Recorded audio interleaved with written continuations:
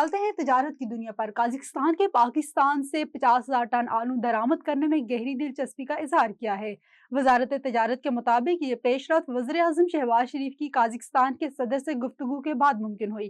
آلو کی درآمد کے لیے اپریل سے جون 2026 تک کی ٹائم لائن طے کی گئی ہے۔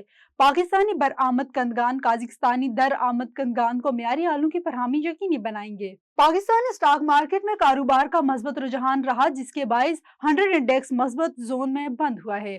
کاروباری ہفتے کے چوتھے روز پاکستان اسٹاک ایکسچینج میں زبردست تیزی ریکارڈ کی گئی ہے، جس کے باعث 100 انڈیکس 1000 سے زائد پوائنٹس کے اضافے کے ساتھ 1,88,312 پوائنٹس کی سطح پر پہنچ گیا تھا۔